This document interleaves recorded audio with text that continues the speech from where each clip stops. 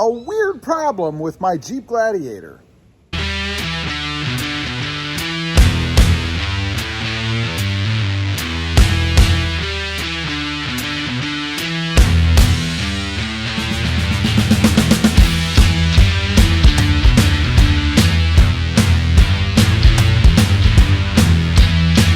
Well, good morning, everybody, and welcome back to Rob Motive JT.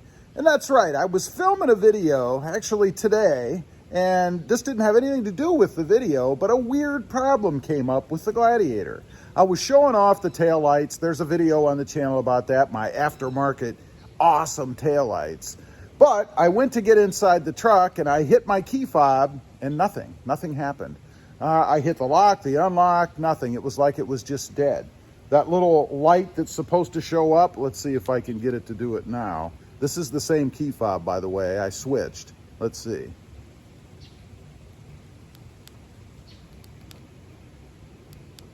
Yeah, it's actually actuating the truck. Let's unlock it or lock it. Well, I thought there was a light on the front of the fob. Apparently not. That, or I'm just not seeing it in the bright light out here. As you can hear, it's working now. Now, a little bit of time had passed. I took it in the house. I switched it with my other key fob because I thought it was dead. So I'm thinking the battery must just be weak. So we're going to change the battery. I'm going to show you how to do that. And the reason I'm going to show you how to do that is because I went out, grabbed the owner's manual because I wanted to see what kind of battery it actually takes. So I whipped out the old trusty owner's manual, and I couldn't find a thing. Nothing in there about what battery the key fob requires. So I am assuming I have this general battery, right? It's one that goes in tons and tons of things. It's left over. It was in the house. So I'm hoping I get lucky and I can pop open the key fob, and it's the right battery. Now, as I said, when I looked in the manual, maybe I just couldn't find it. I don't know. I spent about 10 minutes looking for it.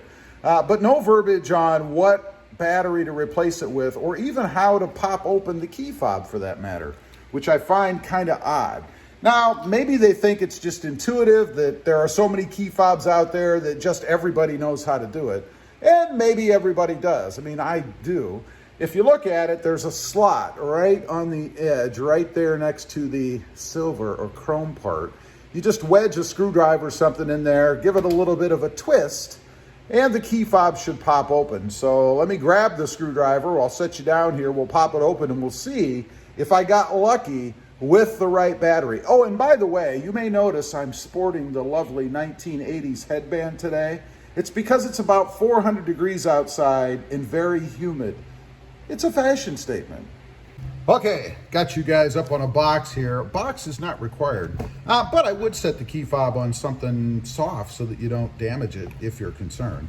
Anyway, we have just a regular flathead screwdriver. Should fit, hopefully, right in the slot here. And I'm not even sure which way it pops open. I'm assuming that the top part here, opposite of the controls, is what pops it open, but I've never had this one open, so let's find out.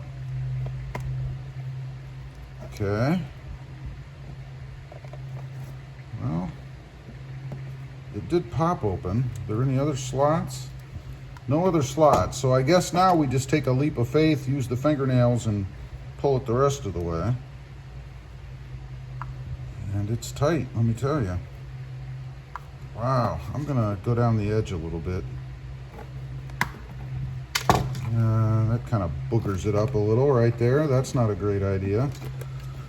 So let's go back to the slot. Who'd have thought this would be difficult? It certainly shouldn't be difficult. Wow. Okay, this is going to be more of a video than I thought it was going to be. Let's try this again. Wow. Huh.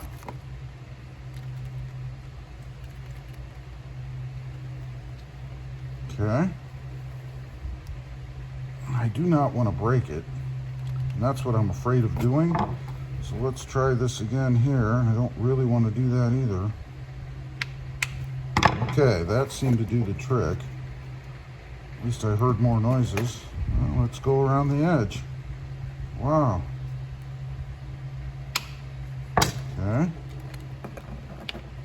All right, that's it. It's just held on by these little friction pins, if you will. Not a big deal. The battery, okay, it is different than what I have.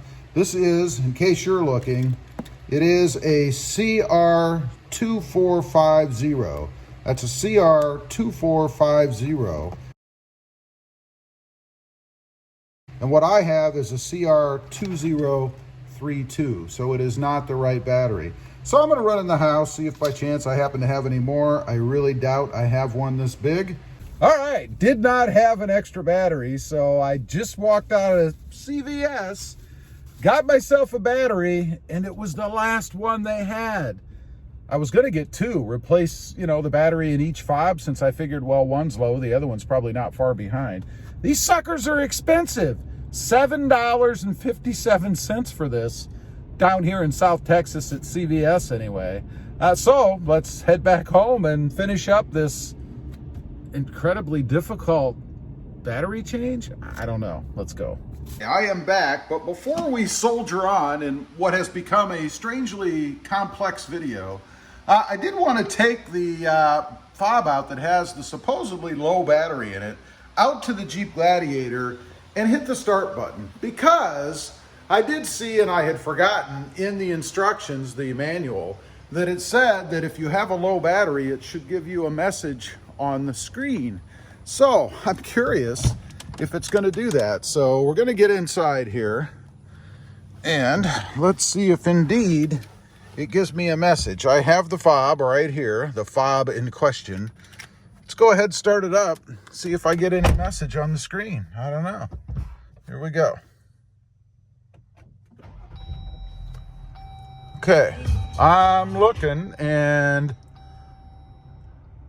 I don't see any messages. So either it was just a weird hiccup or fluke that it didn't work, or the battery really isn't low. I don't know. But I don't see anything in the screen that tells me. Let's put it in drive real quick just to see if that makes any difference. Or reverse, I guess. And back to park. No, I don't see any message whatsoever. So let's go ahead and change the battery anyway. All right, carrying on, we're back at the workbench. Gonna try to pop the battery.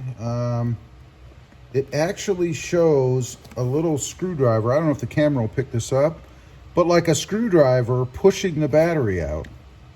That's very strange. I wouldn't think you'd want to be sticking screwdrivers in your electrical components, but nonetheless, it does show that right here on the battery itself. Hopefully the camera picks that up right there. This is way too complicated. Let's give it a push. I don't know. Okay, right there on that little slot, I just kind of pried it up a little bit. This is crazy. You ever changed one of these before? Particularly in a Jeep? I'm just curious if you had the same challenges. There, the battery is finally out. Jeez. Let's grab the new one. Of course, it's like hermetically sealed. Oh my gosh. All right, well, fortunately, I have scissors with me. You guys may think I'm crazy, but this struggle is real. You can see right here on video. Okay, come on out of there, baby. Jeez, they have like a double plastic holder in there. Wow, this is absurd. I'll be ready for the comments on this one. Guy has trouble, can't even change battery. I can just imagine. Yeah, it's a double sleeve, so it doesn't just pop out. Anyway, let's see about putting it in. It is the same size. It is the same number. Gonna try to slip it back in same way I got it out, I think. I guess from the side, like so, and then just push it in. There we go. That's it. Now, let's test it. You should hear the horn on the Jeep outside honk. Let's do it.